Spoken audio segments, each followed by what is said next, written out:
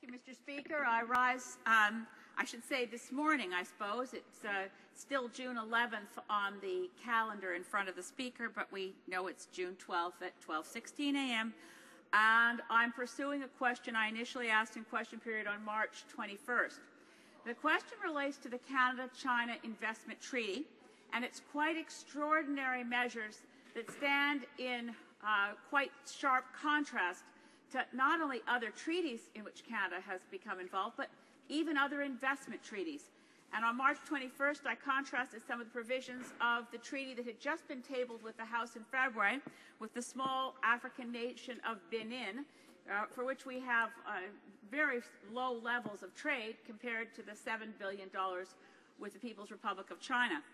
I want to highlight one of the aspects of the Benin Treaty versus the Canada-China Investment Treaty tonight.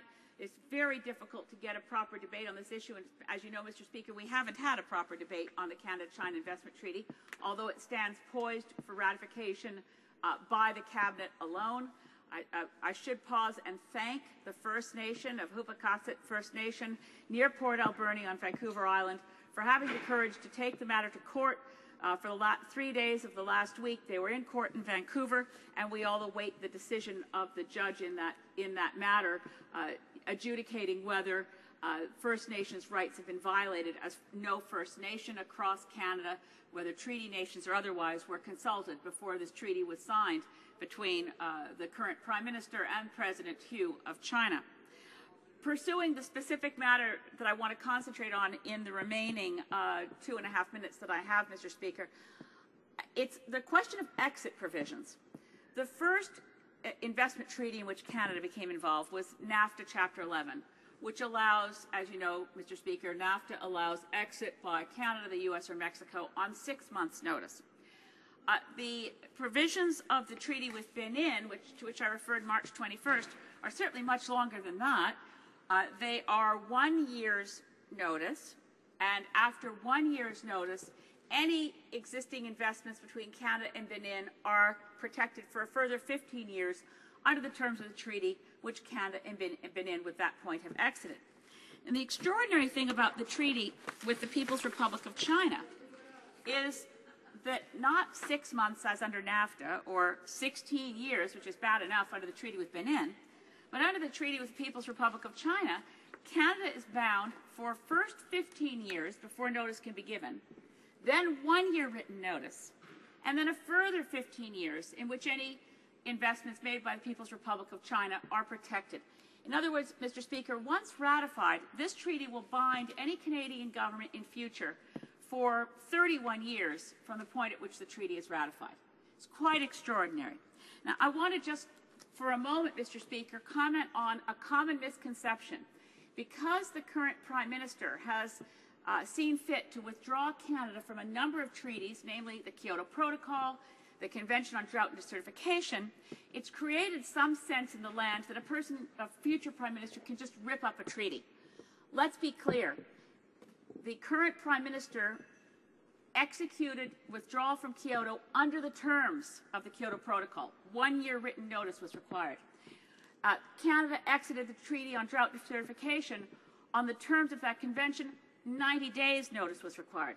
The Canada-China Investment Treaty will bind any future Prime Minister and its government for 31 years. There is no way out. And if Canada were to unilaterally leave the treaty, we would be subject to damages and damage claims in 100 countries around the world. In other words, Mr. Speaker, the only way to stop this convention is to prevent ratification. The Honourable Parliamentary Secretary to the Minister of Finance.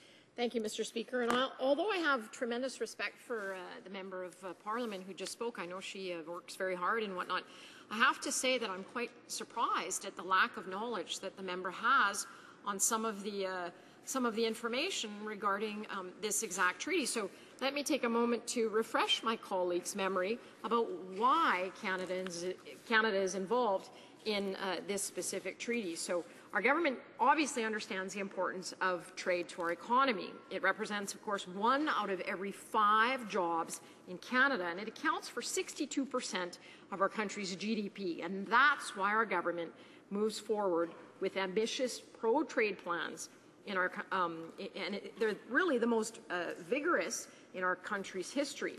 Now, our plan is to open new markets for Canadian exporters, and that includes in the fastest-growing Asia-Pacific region. So the opportunities for Canadian exporters in the Asia-Pacific are absolutely phenomenal.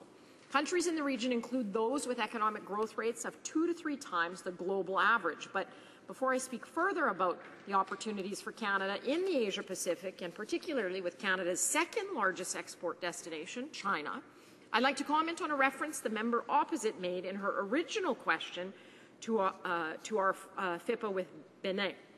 The FIPA with Benin is just one example of our government's engagement in Africa. In fact, in addition to Benin, Canada has concluded FIPA negotiations with Cameroon, Zambia, Madagascar, Mali, Senegal, and Tanzania.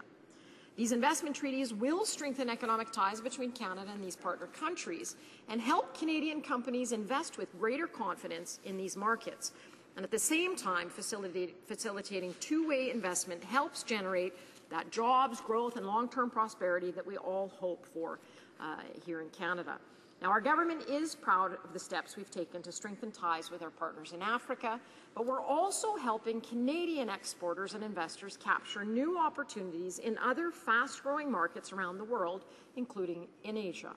An important part of our commercial relationship is ensuring that not only two-way trade occurs, but also investment between Canada and other countries can take place in a stable and secure manner. And that's why Canada has over 24 foreign investment promotion and protection agreements with key trade and investment partners, including with China, as I said, the world's second-largest economy and now Canada's second-largest export destination. Of course, this is only second to the United States of America. Canada's trade relationship with China continues to grow, and in fact, Canadian goods exports to China rose 15% last year to over $19 billion. So not only that, but Canada's exports to China have nearly doubled under our Conservative government. And so, as I see that I only have about 30 seconds left, this is a favorable agreement that lends to create the opportunities that Canadian exporters need.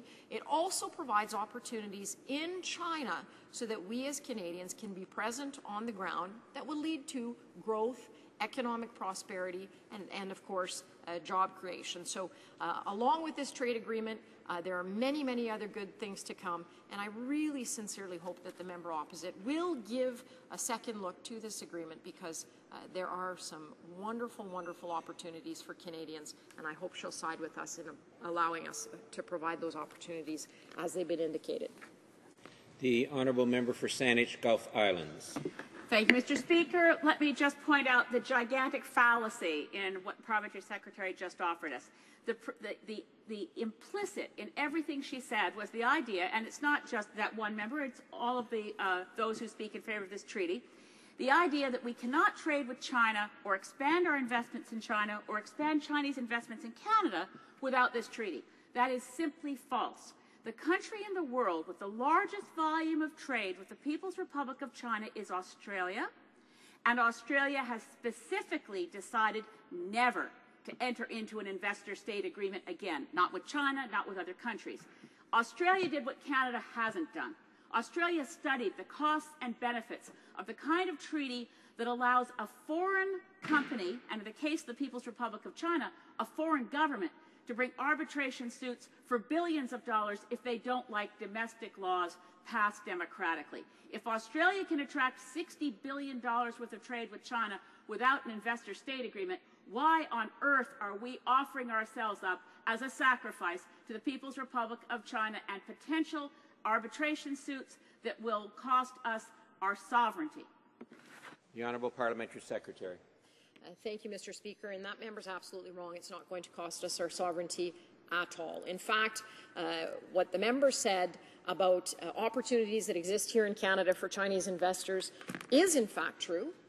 But the problem is that we don't have these same opportunities and the same equality of opportunity for our investors in China. And that's why FIPA is so important, so that we level the playing field, so that we provide equal opportunity in both countries. Now, when I hear members talk about not proceeding with trade and using examples of countries who have refused to proceed with trade, I'm appalled, because we are an exporting country. We must have trade in order to succeed. We must have trade to have economic growth. And so I would really urge the member opposite to reconsider her position against all trade, because frankly it's not very much in the interest of Canada or in the interest of Canadians. Thanks.